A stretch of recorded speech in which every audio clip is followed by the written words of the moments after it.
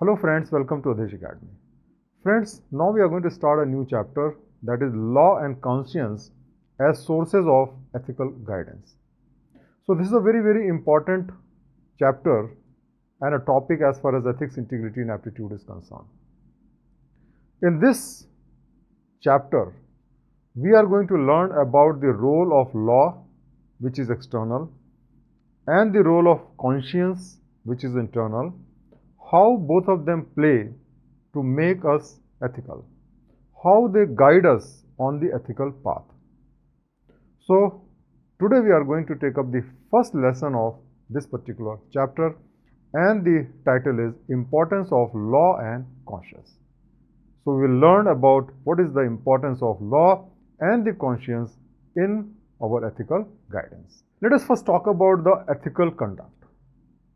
We have already learned about the principles of ethics, and we know that the principle of ethics provide guidelines for decent human conduct. Now, ethics are not enforceable, and there are multiple ethics also. We have learned that there are different theories of ethics. There is no universal theory. But based on what is considered ethical, the things are divided into two parts. One we can say internal, other we can say external. The external portion is law and the internal portion is conscience. Now ethics, human values, for example like equality, justice and all that, human rights, obedience to law, all those things help people follow a good life. It is because of this we lead a good life. If we don't follow ethics, human values, human rights, or don't follow the law, we can't lead good life. Unethical and immoral things look very tempting as they provide instant gratification, and therefore a good number of people fall for it, even though they know that this is not right to do, but still because it provides you instant gratification. It looks so tempting, you fall for it. But it is a hard fact that all the unethical or immoral actions have long-term harmful consequences for an individual and the society. So a society where people don't follow the law or they do immoral things, the society cannot sustain on the long-term basis. There will be conflicts, there will be chaos, and at the same time the individuals also who don't follow the ethical or moral path will also suffer in the future. The immediate gratification will lead to much more suffering. It's like eating fast food. You can enjoy, but it is going to add your weight, and subsequently you are going to be inflicted by so many diseases. And therefore, if you want to have a good life, you must eat healthy, and in the same way, if you want a good life, we should be ethical and moral. Now there are two ways to make the people ethical.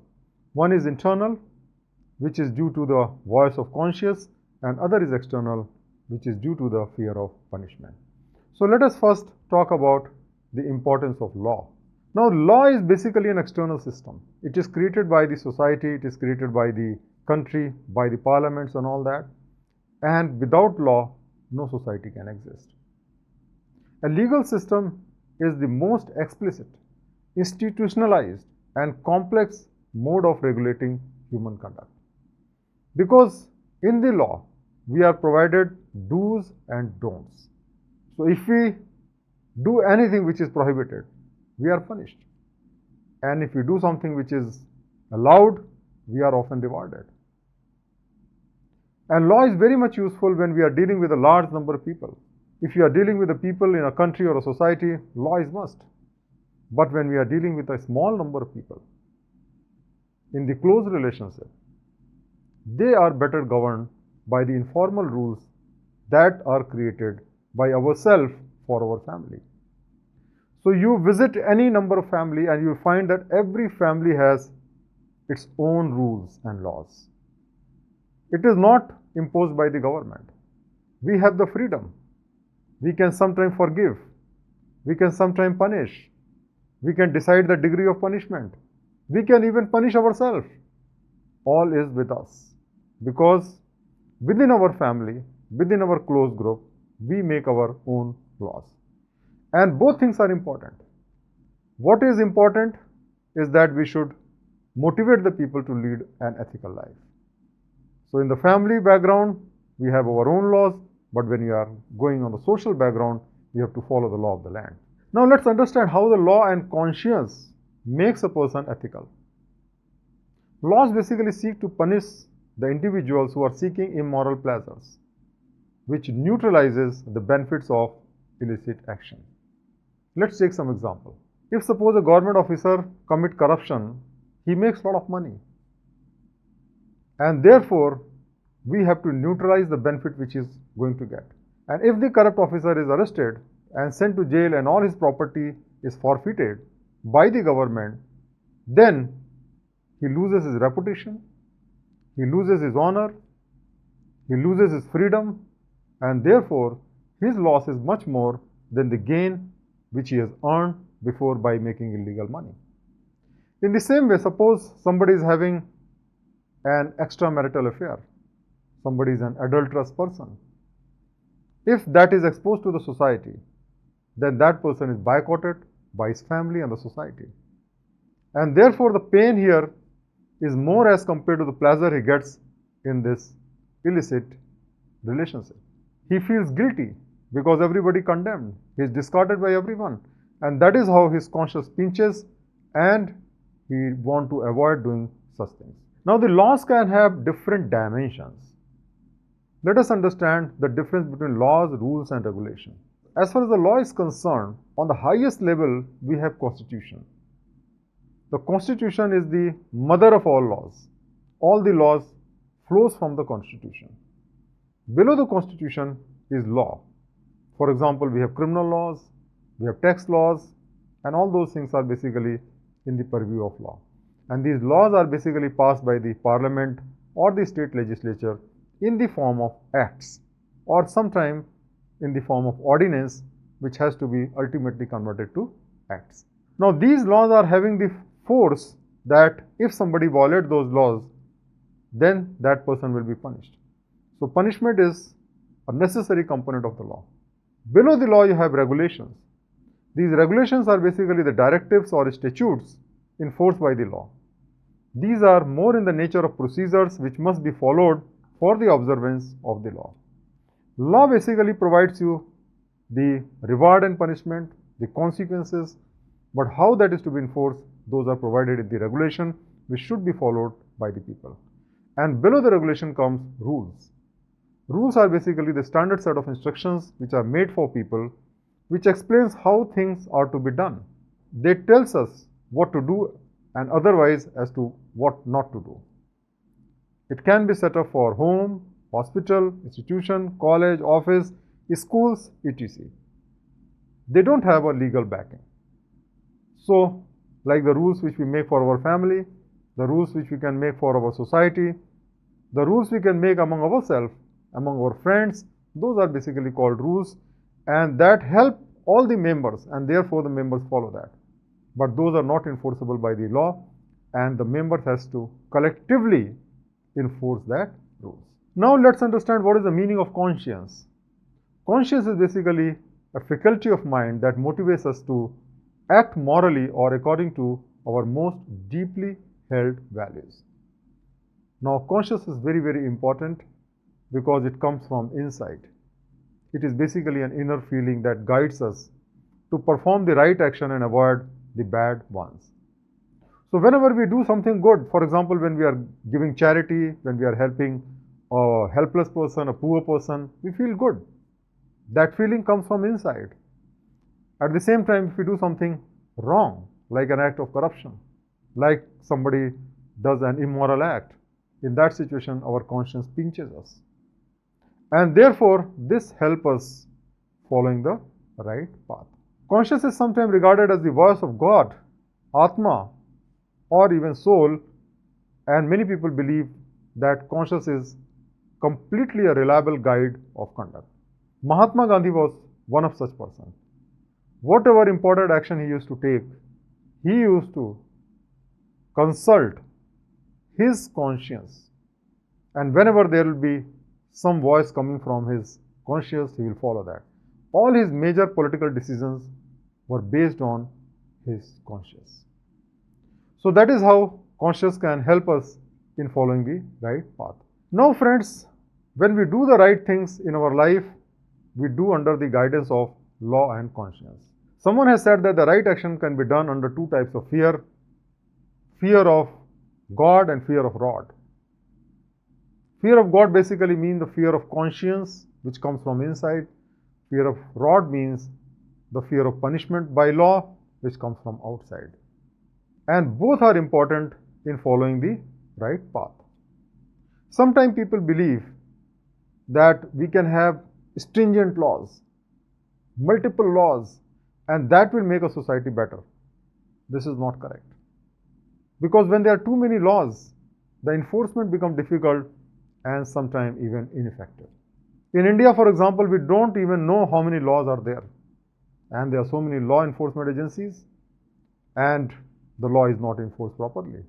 If the laws are few and people follow that, the society can become much better. Most important thing is that we should not be doing the right thing because of the fear of law. We should rather do it because of the fear of conscience.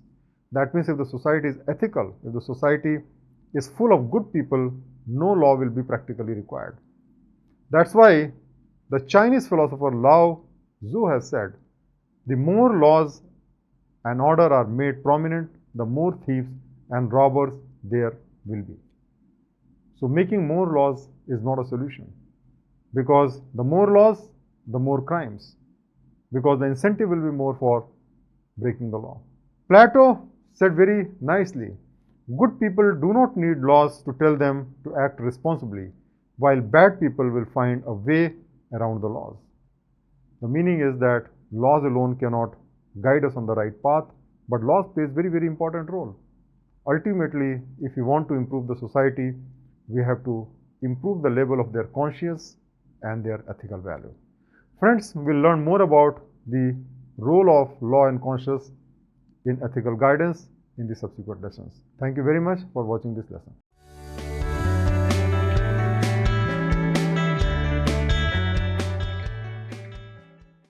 Friends, we have learned that laws plays very important role as far as making the people ethical and guiding us ethically.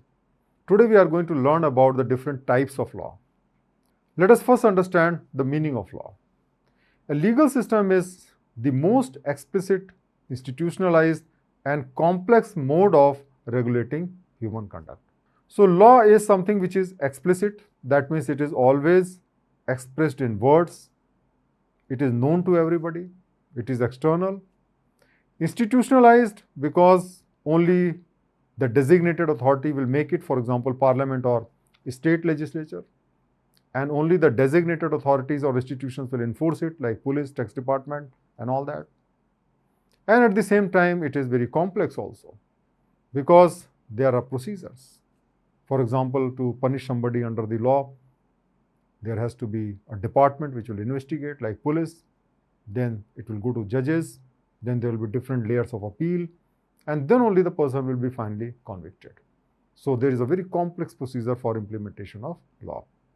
Law also means a binding custom or practice of a community. So some traditions are there, some customs are there, which is followed in each community, that is also law. It can also mean a rule or mode of conduct or action that is prescribed or formally recognized as binding by a supreme controlling authority, or is made obligatory by a sanction recognized or enforced by the controlling authority. That basically means that you make a law, you make a sanction, and it is made by a particular authority and it is made obligatory. That means you have no option not to follow the law. Law is very useful when we are dealing with a large number of people. As far as the close relationship is concerned, as we have already learned, that it is better to have informal rules that are created by us based on our culture and tradition. Laws are of different type. The first type of law can be called as human law. These laws are made by the human beings through the parliament or by the decree or an order. Like in our country, we have state legislature, which will make law in respect of the subjects which are in the state list. Center or parliament will make the law as far as the central list is concerned or union list is concerned, and on the concurrent list both can make the law. So these laws are made by the human beings through the designated institution. These laws are made to fulfill the wishes and aspirations of the people, because the people who make the law are the people who are elected by the people, that is the voters. And so the politicians, when they are elected, they go to the parliament and make the law. These laws are enforced through the law enforcement authorities like police or tax authority. And these laws are also called statute law or positive law, because they are in the form of act or statute. Let's now discuss about the second type of law, which is called natural law. The natural law refers to those rules and principles which are supposed to have originated from some supreme source other than any political or worldly authority. That means natural laws are something which is conceived by us. That yes, if the society is there, there must be some law which are must for smooth running of the society. These natural laws are in the nature of priori rather than empirical, because it accepts the conclusions without any need or inquiry or observation. Priori basically means that first we assume, for example, we say all men are created equal, all human beings are created equal, or men and women are equal, they should have equal right. Now that is something which is like a natural law, because we are not deriving these conclusions based on certain empirical study, but it is coming from our common sense, our experience, and through the different philosophers and thinkers. Empirical approach is also sometimes called posteriori, because here we try to find out the cause and reasons in relation to the subject by using data and inferences. That means this is based on study. We collect the data, and on the basis of that, we say whether something is true or not. But natural laws are in the nature of priori. They are considered to be eternal and unalterable, which have existed from the commencement of the world. For example, all men are free, all men are equal, all these things are coming as a natural law. They are felt and understood by the philosophers, prophets, saints from their experience in life and by close observation of the people. So these laws are basically coming from insight. It is based on intuition of the philosophers, prophets, or saints. These natural laws emanate from the very nature of a man, whence they are considered to be higher than the man-made law. These natural laws are basically coming from the soul of the man, and therefore whatever man create is something which is inferior, and that means the natural laws should not be violated. And that is why great thinkers like Gandhiji or Martin Luther King has said that if there is a conflict between the natural law and the man-made law, we must go for natural law. That means if suppose you make a law in the parliament where you differentiate people on the basis of caste, religion, gender, and all that, then it will be against the natural law, and so we should not follow such law. That is what great thinkers have told us. Now let's talk about the third type of law, which is called divine law. Now these laws are believed to be the commands of the God which is imposed upon man. They share many common values, for example, love, compassion, forgiveness, service to poor, charity. All these things are common in almost all the religions. And these are considered to be the word of God.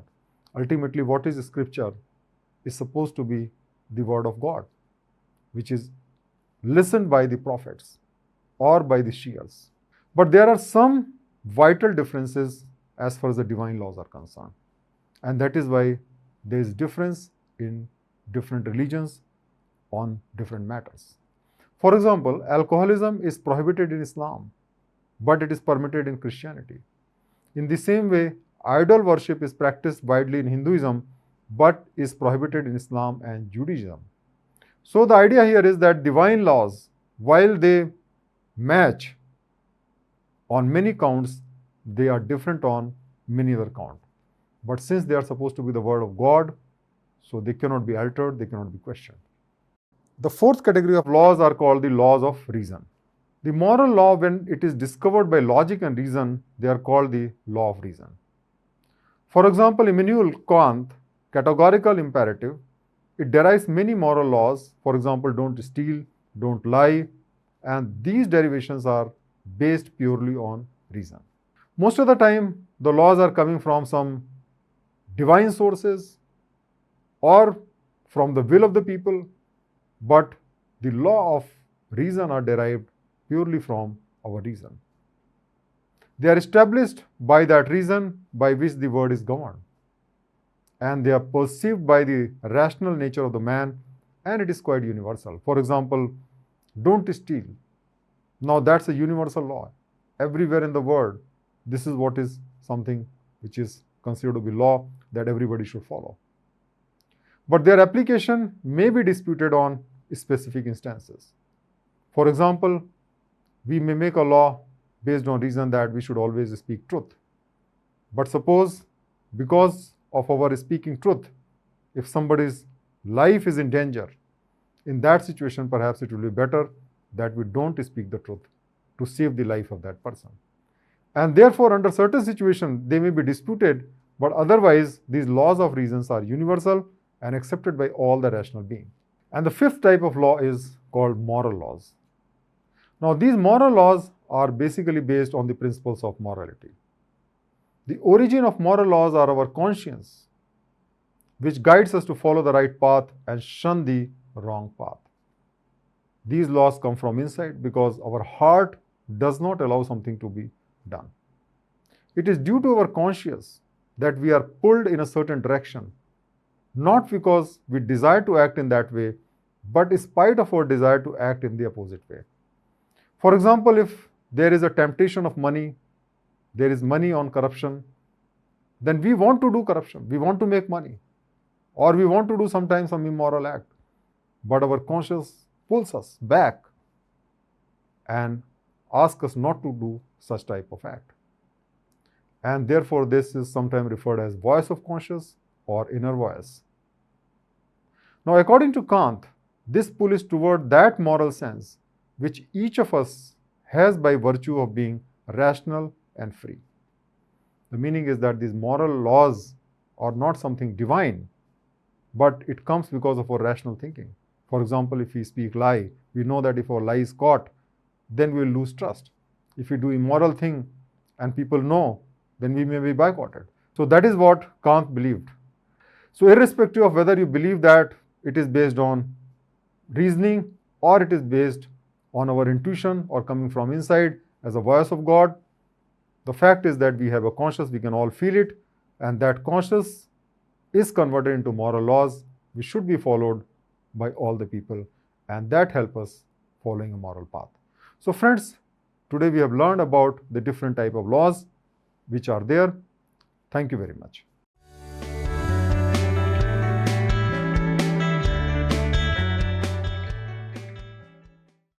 Friends, we have learned how the law and the conscience play a very important role in following the ethical path. In this chapter, we are today going to learn about the classification of law. Laws are very important for us to guide us on the right way. And so, it is very important for us to know what are the different classifications of laws. So, let's proceed further on this. So, the laws can be classified in the following categories. First, public and private law. Second, civil law and criminal law. Third, substantive and procedural law. Fourth, domestic and international law. And fifth, written and unwritten law. Now, we will learn in detail about the different type of classification of law. So, let us first start with the public and private law. The public law is that aspect of the law which deals with relationship between the state, its citizen, and other states. Mainly, the purpose of public type of law is that the relationship between the state, that means the nation, and the citizen, how it should be maintained, that is dealt in the public law. It basically governs the relationship between a higher party, which is the state or the nation, and the lower party, that is the citizen. So states make the law and every citizen is bound to follow the law. The example of this type of laws are constitutional law, administrative law, criminal law, international law. So all these types of laws are called the public law, which is made by the state and it has to be followed by the citizen. Unlike that, the private law concerns itself with the relationship among private citizens. When the citizens deal matter within themselves, that is basically falling in the domain of private law. Example of the private laws are like the law of torts, the law of contract, the law of trust, and like that. So these are the examples of the different type of private laws, where if one private person, one citizen, harm another person, then how the matter has to be dealt, how the harms has to be compensated, how the person who harms should be punished, that is basically dealt in the private law. Proceeding further, let us now understand about the civil law and the criminal law. Civil law is basically defined as that aspect of the law which deals with the relationship between the citizens and provides means for remedies if the rights of our citizens are breached. So civil laws means basically that if suppose as a citizen, I suffer some losses, in that situation, how that right can be compensated, what sort of remedies can be made available. So the examples here are like the law of contract, law of torts, family laws, and all that. The second type of laws are more serious in nature and they are called criminal law. The criminal law basically regulates the crime in the society. It punishes which are considered harmful to the society at large. The examples are IPC, CRPC, NDPS Act, and like that. So here we have to understand that here not only the citizen is harmed, but the entire society is harmed or affected. For example, suppose there is a rape. In that situation, the entire conscience of the society is shaken. If there is a murder, it's not only the harm of the individual person or the family member, but the entire society is shaken. So when the matter is very, very serious, in that situation, it falls in the purview of the criminal law. But when it relates only to the individual, it is the civil law. Usually, fine and penalty is imposed for the violation of the civil laws, while a person may be arrested or sent to jail for violation of the criminal law. So penalties are much more severe in the case of criminal law. Normally, an independent court is there which will decide, and it can award the person to imprisonment also, and sometime even death sentence, because the act which has been done are considered to be so serious that the person must be severely punished for that. Now let's talk about the third type of law. These are substantive and procedural law. Substantive law is the main body of the law dealing with a particular area of law. For example, Indian Penal Code. Substantive law basically means that what is the offense, what we should do, what we should not do, and if suppose somebody does what is not expected of him, then what sort of punishment will be there. So that is basically called the substantive law. But in order to ensure that substantive law is enforced, some procedures has to be prescribed. So those are called the procedural law. So procedural law basically deals with the process which the court must follow in order to enforce a substantive law. Now the example of this type of law is Criminal Procedure Code or CRPC. Now for example, if suppose somebody commits a murder, now straightway you cannot kill him, even though the law may provide that if somebody commits a murder, then in the extreme situation, he can also be killed or he can go to jail for a very long period. So there is a procedure. Police will investigate, they will file the charge sheet, court will basically listen to their side of the story, then prosecution case, then court will award the punishment. The party will have the right to go to higher courts, it will go to High Court, then Supreme Court, then it can even go to President of India, and thereafter only the punishment will be awarded. So these are something which are procedural in nature and they are covered under the procedural law. Now let us go for the fourth type of classification of laws, that is domestic and international law. Now domestic law emanates from the state and its effect is on the members of that state. So let's understand that the laws are made by the parliament or the supreme power of the particular country, and the jurisdiction of the law can be only within the country. For example, India cannot make a law which will be applicable in other countries like Pakistan or China or America or like that. It has to be applicable only within the territory of India. So those laws are basically called the domestic laws. The example of such domestic laws are IPC, Customs Act, Central GST Act, and like that. Now today we are integrated with the rest of the world, and so we require some laws which are applicable across the world. And so for that purpose we have international law. International law is observed between countries and regulates the relationship between different independent countries. So these are the laws which will be applicable between different countries.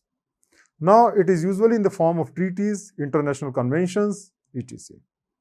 So countries sign the treaty with each other, and thereby they agree that both the countries or more than one country will basically follow the same law. So one of the examples of such law is Universal Declaration of Human Rights.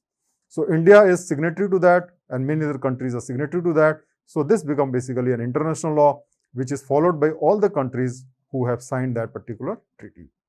But please remember one thing, that the international law becomes a force of law only when they are approved by their own legislature. So it's not that the PM will go and sign the treaty and this will become an international law. No. The same law has to be ratified by the local parliament or the appropriate authority. Only then it will become an international law where it will be binding on that particular country also. Let us now go to the fifth category of law, and that is written and unwritten law. Written laws are those laws that have been validly enacted by the legislature of a country. So whenever a law is made by the parliament or state legislature, that is basically called the written law. For example, you have Customs Act, we have Income Tax Act, we have Citizenship Act, or so many acts are there. So these are the laws which are passed by the parliament, and they are called the written laws. Unwritten laws, on the other hand, are not enacted by the legislature. These basically include both customary law and the case law. So what are the customary law? The customary laws are based on the culture and tradition of the people, and it is generally unwritten. So there are so many traditions which are there in different part of our country. So those are basically the customary law. They may not be written, but everybody follows that, and therefore they are called the customary law. Other than customary law, the case laws are also in the nature of unwritten law. They are basically written by the courts. It is available in the form of document by the different judgments of the courts and the tribunal, but they are not the law in the sense that they are not passed by the parliament. So those things are called case law, and they are applicable and binding on the respective jurisdiction. For example, if a law is passed by the High Court, it will be binding on the jurisdiction of that particular High Court. If the law is passed by the Supreme Court or the case law is by the Supreme Court, in that situation, it will be binding on the entire country. So friends, today we have learned about the different types of classification of laws. I hope that you got a proper understanding of that. Thank you very much for watching this lesson.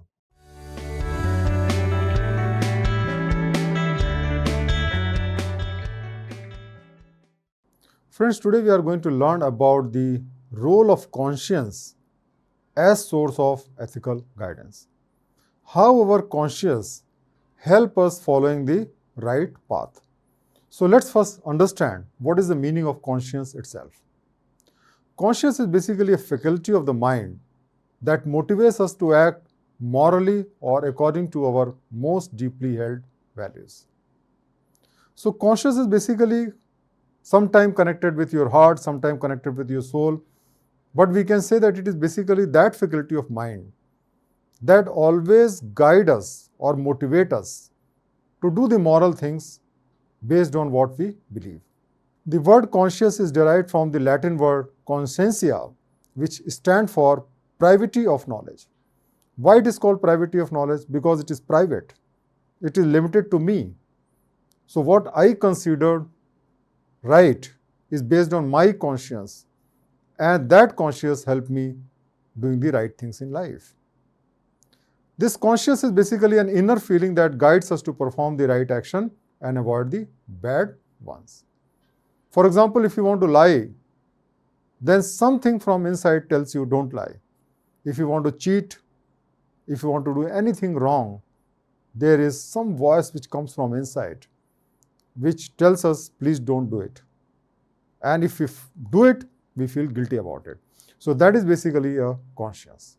Conscience is sometimes even called the voice of God or Atma or soul, and therefore it is considered by many people as a completely reliable guide of conduct. For example, Mahatma Gandhi was always guided by his inner voice. So whenever he has to take important decision in his life, he always used to consult his inner voice. So what are the source of conscience? Now there are different views on that. One view is called Intuitionalism. That basically means that conscience is an innate intuitive faculty determining the perception of right and wrong. This says that this comes from inside, it comes by intuition, and from our intuition we understand what is right and what is wrong. The second source is called empiricism. It means the conscious is cumulative and subjective interference from past experience giving direction to future conduct. So this particular theory says that whatever we have experienced in the past, our conscious is developed on the basis of that. For example, if we have a bad experience with a particular community, with particular country, we may have the feeling that the entire community or country is bad. Or let us say that we had been a meat eater, we will perhaps feel meat is good, but suppose we have never eaten meat and we have always been told that meat eating is bad, then suppose we eat it, then it will be considered bad. So a person develop a different type of conscience according to the theory of empiricism, depending upon their personal experiences. Now, what are the psychologists' views about conscience? The behavioral scientists view conscience as a set of learned responses to a particular social stimuli. That means from the society, when you get different type of stimulus or different type of inputs, different type of behavior, then how we react toward that? We keep on learning. That means if suppose our behavior has been accepted by the society, if we achieve success in our behavior, we start doing that more and more. And if suppose certain behavior is disliked by the society, we fail in that case, we do that less and less. And so we learn from our responses as we do in the society, and that is how this type of consciousness is grown. According to Freud, the superego is formed by the child's incorporation of moral values through parental approval or punishment. It means that since our childhood, our parents tell us something to be right and something to be wrong. For example, if we speak lies, our parents punish us. And if we speak truth, our parents reward us. So we develop the feeling that truth is good and lying is bad. And so we develop that sort of consciousness that whenever we speak lie, we feel bad because of that. So when we are punished for doing certain things and rewarded for doing certain things, that become part of us. So the resulting internalized sets of prohibitions, condemnation and inhibitions is that part of the superego which is known as conscience. That means any action for which we have been earlier condemned or something which has been prohibited, or for that we have been told that it is not good to do, we have been very inhibited because of that, then those things develop as a conscious, and so whenever we want to do it, our conscious tells us, please don't do it. So the meaning here is that it is not something very divine in nature, but rather depending upon our upbringing, depending upon for which we are rewarded or punished, we develop this type of conscience. Now let's understand the different type of conscience. First is called antecedent conscience. This type of conscience helps a person decide the morality of an action before doing it. This would either permit or forbid the action to be taken. That means before we do something wrong, we have got a voice from within which tells us don't do it. That is basically called antecedents. Now the second type of conscience is called consequent conscience. This type of conscience infers the judgment of the mind after the action has been taken. If the conscience approves our action, we feel happy and peaceful. If our conscience disapproves of our action, we feel guilty and unhappy. So for example, if we have said something false we have cheated somebody, then after we have done the action, then our conscience start pinching us. So that's basically called consequent conscious. Now, the third category is correct conscious. Now, what is correct conscious?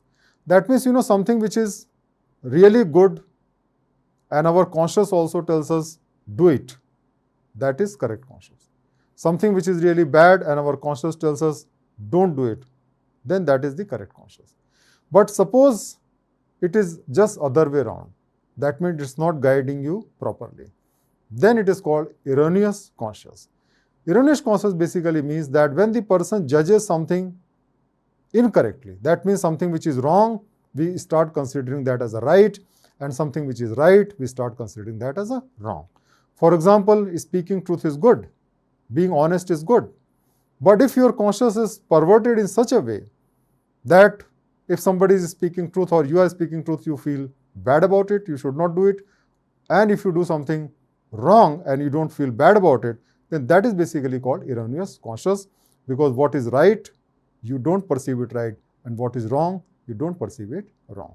The next category of conscious is called certain conscious, which basically means that when a person is convinced without any doubt that an action is good or bad.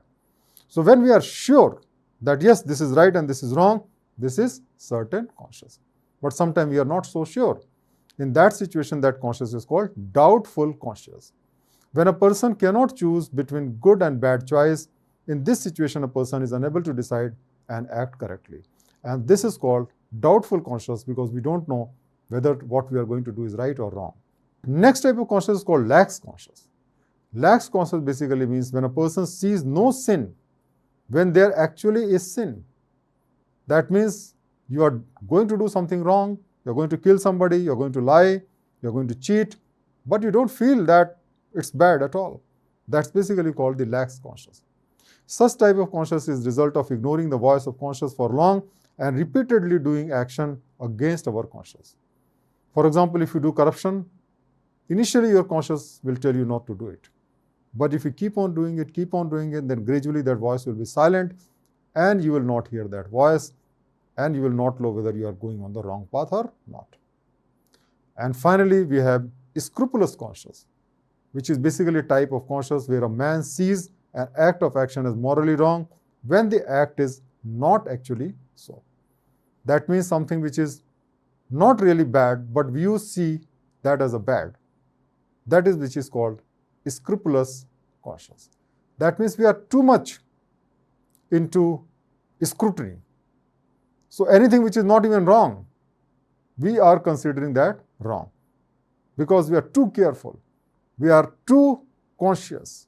That's basically is called scrupulous conscience. Now let us understand how the conscious help us following the right path. And for this, we should understand what is the meaning of voice of conscience. Now, the voice of conscience is basically the result of our social conditioning, which becomes a learned instinct. Just like the animals have basic instinct, we also have some basic instinct. But when we learn something over a period of time, that becomes our learned instinct. For example, lying is bad. Because since our childhood, we are told that lying is bad, and therefore we start believing that lying is bad. So this is how the voice of conscience is developed. Now, sometimes what happens is that the conscience is based on reason, which warns you of dire consequences if you are attempting to do something which is illegal or immoral.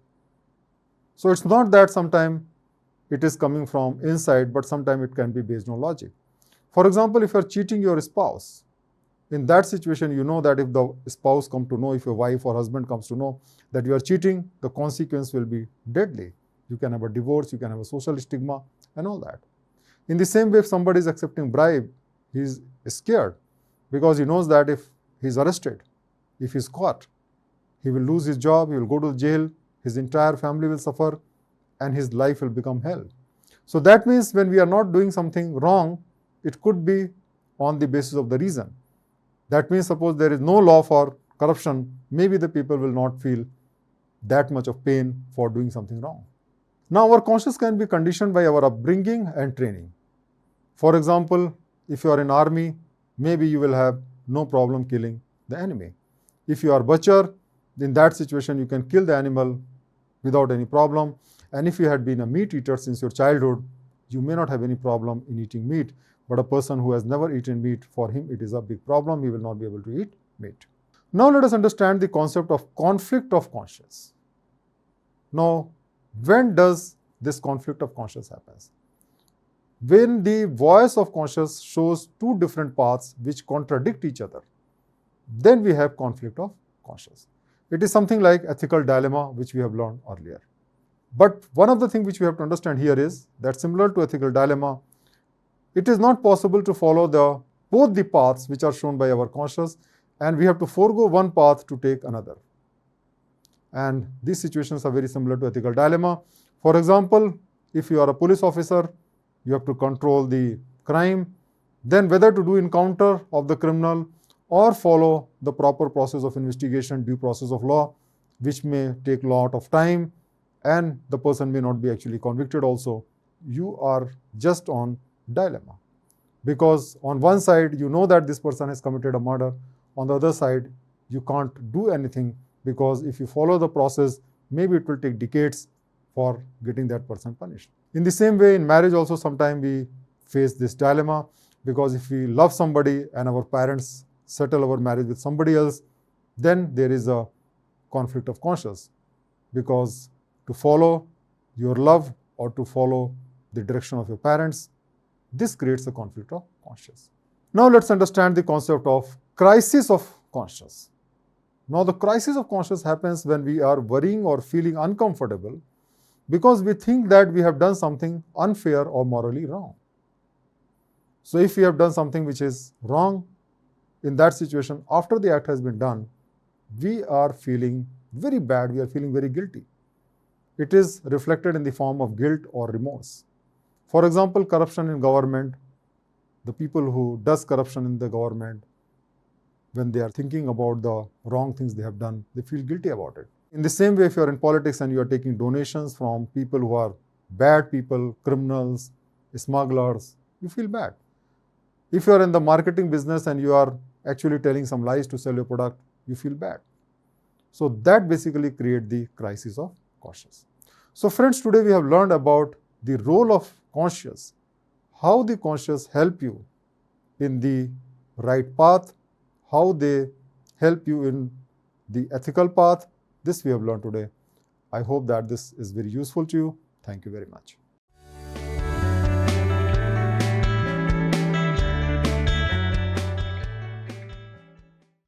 We are on the course Ethics Integrated Aptitude for General Studies Paper 4. Today we are going to learn about the difference between ethics and morals. These two terms are often interchangeably used, and sometimes people are confused as to what is the difference between ethics and morality. Are they same or they different? And if they are same, how they are same? And if they are different, how they are different? So today we are going to learn about these things. What is right and what is wrong is defined not only by ethics but also by morality and also by the law of the land. So all the three terms are actually used for defining what is right and what is wrong, but there is a subtle difference between them, and we have to understand what is the difference between ethics, morality and legality, and today we are going to discuss about ethics and morality. What is the meaning of ethics? Ethics term is derived from the ancient Greek word ethikos, which basically means habit or customs. So ethics basically has a wider connotation. It is a branch of philosophy which involves systematizing, defending and recommending the concept of right and wrong. So it is basically something which is related to the society.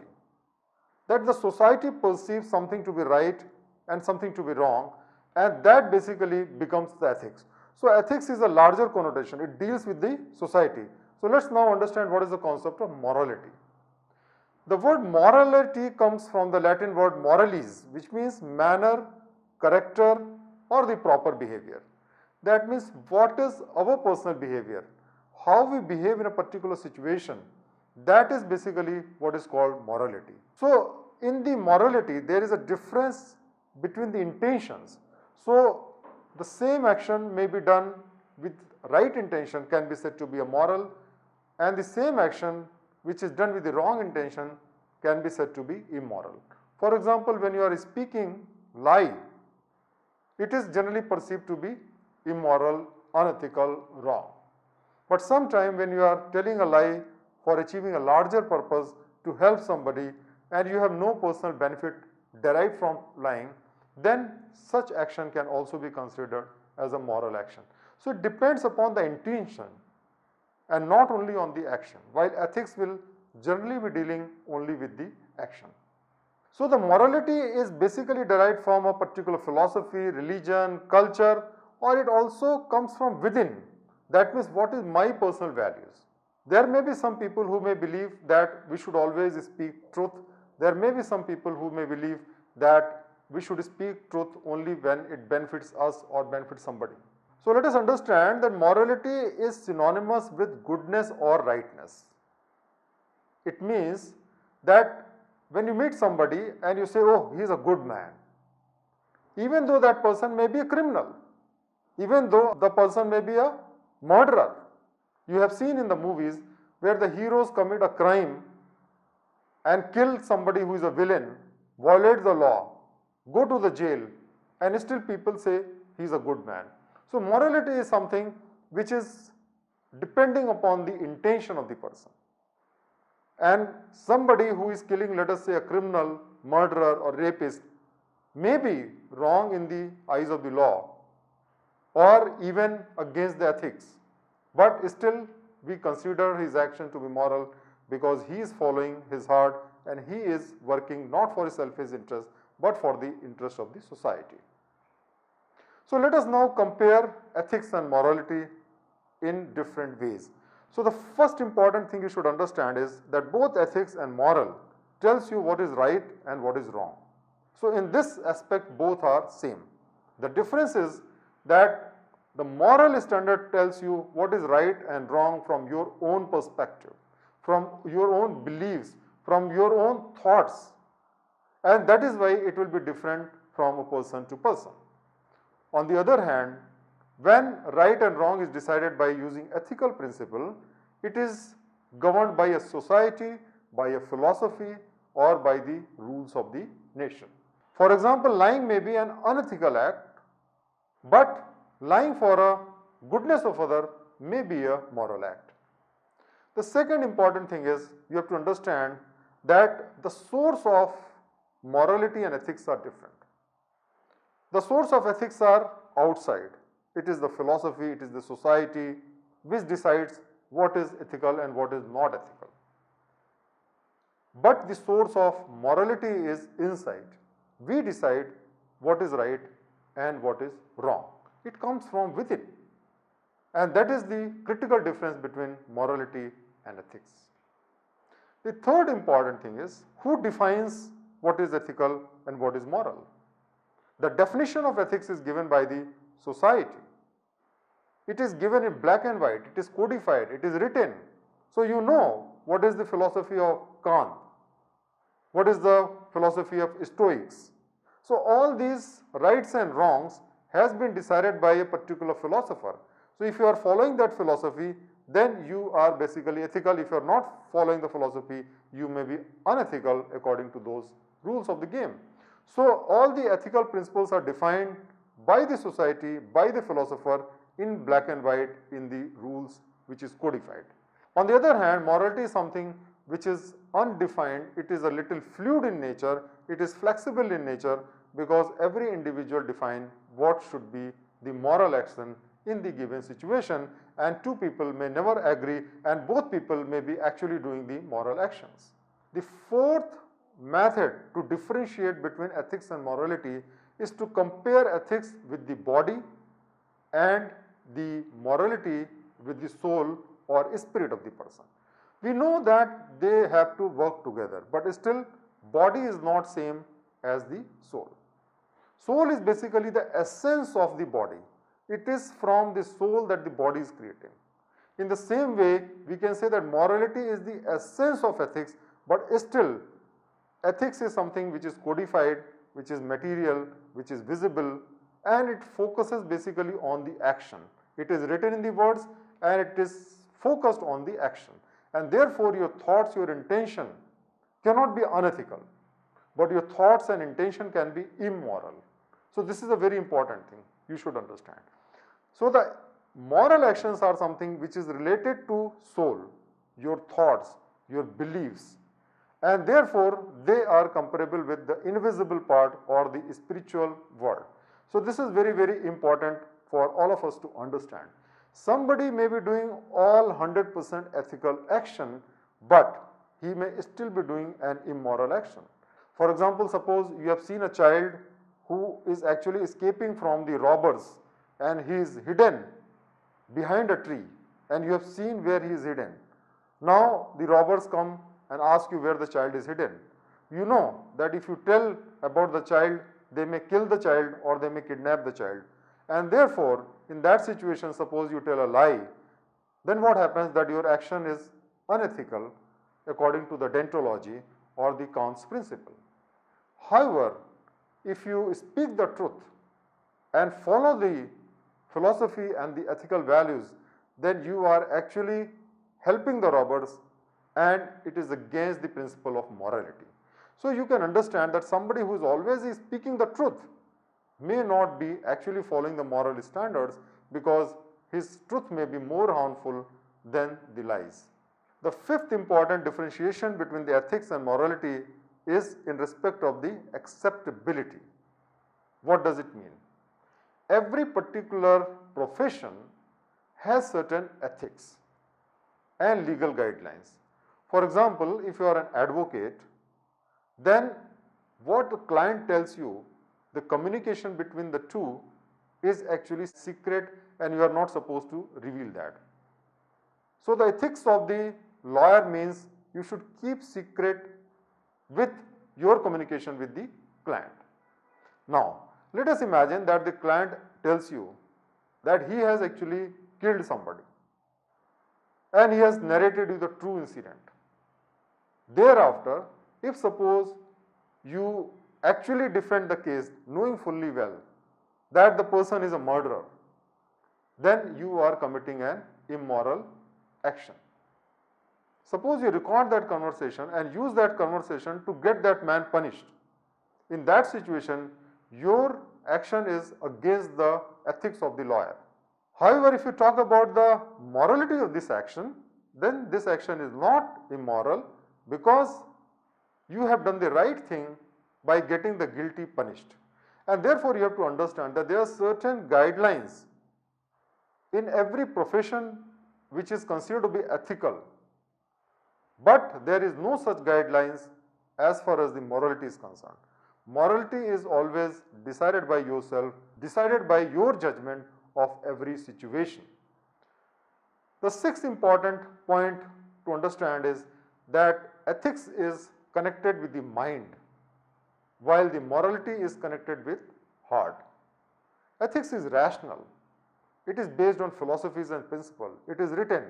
You have to actually read these books. You have to read these philosophies. You have to accept these philosophies. And your rational mind has to accept the logic behind that. And then only you can decide your course of action. As far as the morality is concerned, you don't need any type of education, because your heart guides you as to what is right and what is wrong. So the consciousness, our own soul, our own heart, our own feelings guide us whether the action is moral or not. So this way we have seen that there are 6 different vital differences between ethics and morality. So I hope this is clear to you. Now we will actually take a story and I will try to explain how some actions can be ethical or unethical, but it could be moral or immoral. So here is a story about a Zen master and a thief. The story is something like this. One evening a Zen master, his name was Shichiri Kozun, he was reciting some sutras when a thief entered in his house with a sharp sword and he demanded money or life. That means you either give me money or I kill you. Then that Zen master, without any fear, he said, "Don't disturb me, help yourself with the money that is in the drawer. So go and take the money." And he continued with his recitation. Thereafter what happened that the theft has taken the money and he was planning to leave. But before he was leaving, the master said, "You have taken my money, and you did not even thank me. That's not right. Therefore, what happened that the thief actually thanked the master and he went away. A few days later, some raid was conducted and the thief was caught with all the stolen goods. And during the interrogation, he has confessed that he has stolen something from this Chichiri's house also, that Jain master's house. So when the police went to the Jain master and asked him to witness the veracity of the statement, he said, no, this man did not steal anything from me. I gave him this money and he even thanked me for it. So once he has said that, that means he has actually not considered that action as a stealing or theft. So the thief was so touched that he decided to repent. He was arrested, and then after he was released from the jail, he became a disciple of the master, and after some years he attained enlightenment. Now this is a story, this is a very famous Jain story. Now if you analyze this story from the ethical point of view, then perhaps it is wrong. Number one, that the Jain master should have actually reported the matter to the police according to the law and got that thief punished. Now even after he was arrested and he was brought before the Jain master did not speak the truth and violated the principle of truthfulness. He rather said that he has not stolen, so he has told a white lie in order to defend that crime. This is not correct as per the ethical standard. But his actions were moral because it was intended to improve the character and the life of that thief. And as you can see that this paid off, and ultimately the thief became a reformed person, he became a nice person, he got enlightenment. And so that is the beauty of the moral action, that the moral action, even if they are against the law, against the ethical standard, still they achieve the purpose which the enforcement of law or the punishment failed to achieve. So friends, today we discuss about the difference between the ethics and morality. We have understood that ethics is something which is societal, external, while morality is something which is internal, comes from our heart. So I hope that the difference is clear to you. Thank you very much for watching the video. Keep watching the video. Thank you very much.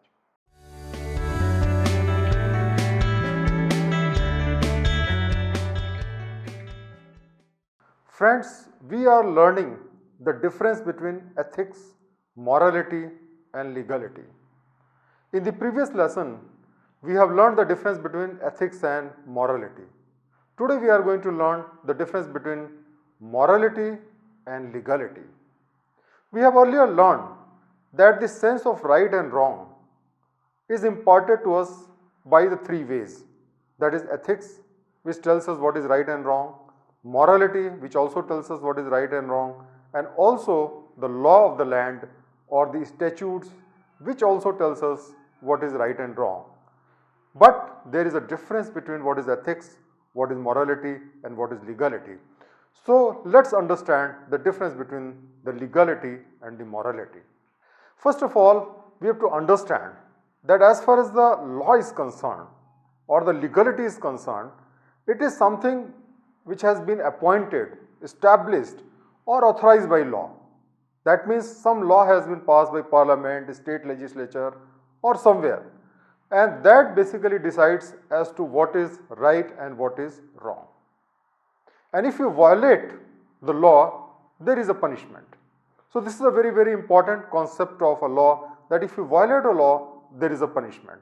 And whether you like it or not, whether you accept it or not, you have to follow the law without questioning. Because it is not a choice of the citizen that he follows the law or not, he has to follow the law.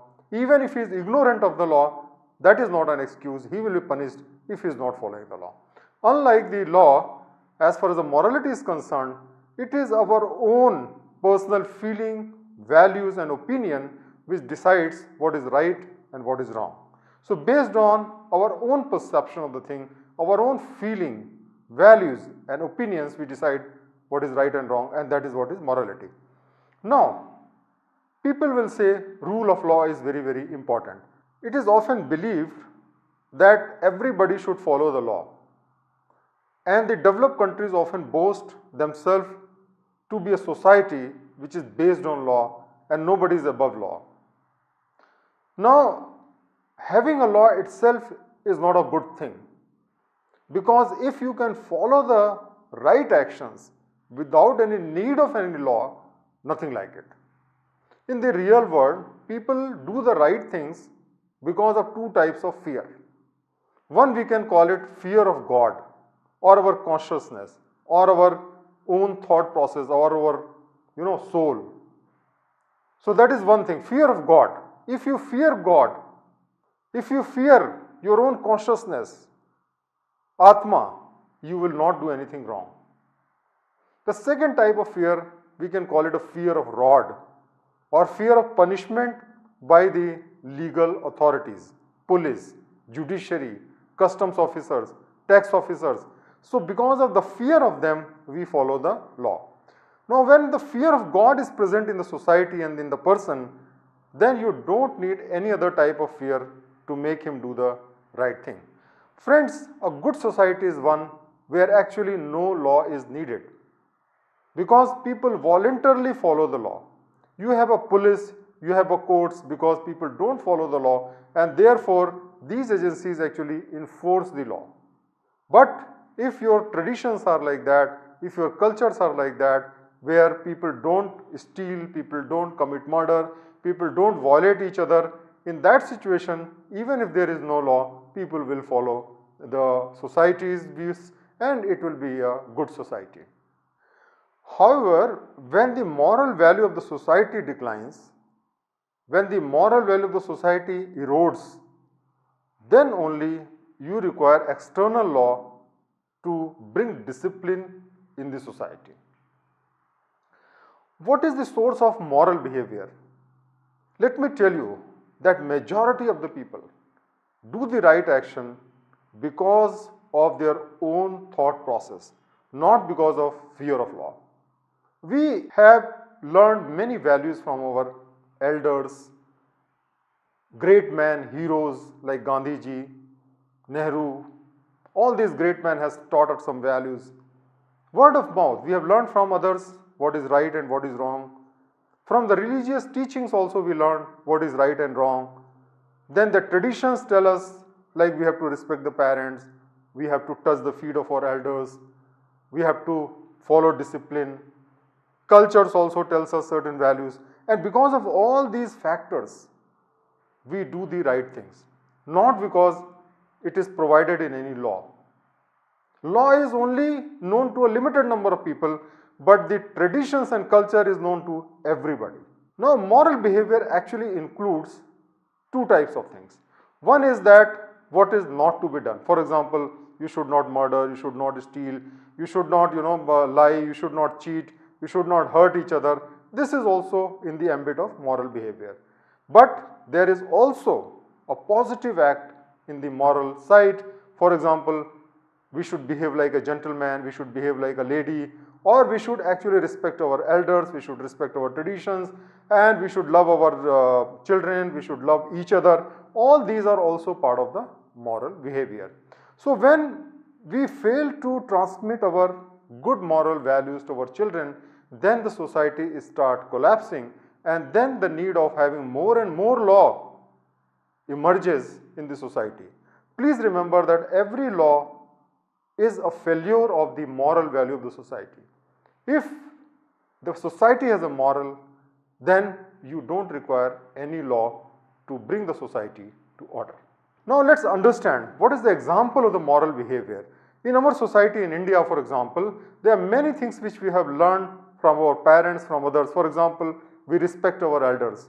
We don't question their decision. If they ask something to be done, we follow it. In the same way, for example, if our parents are there, our teachers are there, our elders are there, we don't use foul language. We are very peaceful and respectful when they are present.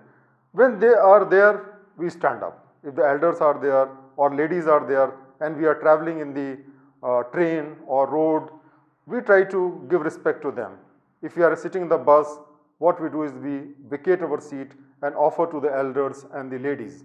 Now we care our children, we love our children, we take care of them to best of our abilities. We also take care of our parents when they become old. In the same way, we condemned and boycott the people who are committing theft, corruption, murder or misbehavior.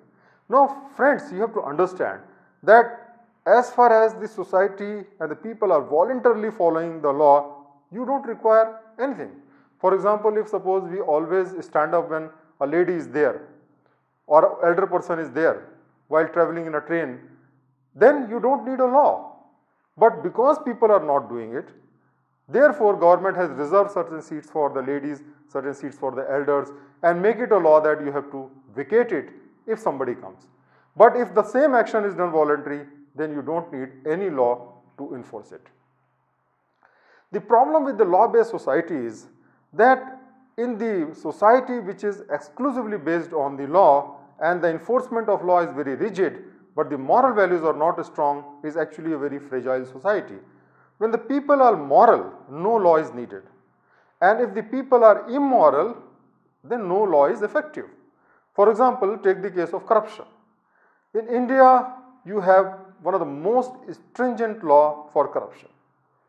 If somebody is found to take even 1 rupee bribe, he will go to the jail and he will be dismissed from the service. Such strict laws are there. But still you see, the law is ineffective because of the moral values of the society. Problem is that the law is rigid and it sometimes does not do justice to the people. It does injustice. For example, if somebody has violated even a small procedure, a small law, or taken even 1 rupee bribe, the punishment is same. And therefore, law does not distinguish whether somebody is taking 1 rupee bribe or 1 crore rupees of bribe or 100 crore rupees of bribe. The punishment is same, irrespective of the condition. If suppose you are hungry, you are dying, and you steal a bread, then also the punishment is same for a person who is actually quite prosperous and commit a robbery. So that is what you have to understand. Law is basically a very, very rigid thing and it does not always do the justice. The second problem with the law is that suppose you violate one law, suppose you have committed one offense, suppose you have committed something for which punishment is needed. Now you feel that you have done wrong, you have apologized, and against one bad act you have done 100 good act. But law does not balance that. Each action is treated separately. Law does not award you for the good action, but it punishes you for the bad action. And therefore, this law does not improve the person because he knows that if he has committed a mistake, 1,000 good deeds are not going to improve the situation. Another problem with the law is that law cannot promote positive action. It can only reduce negative action.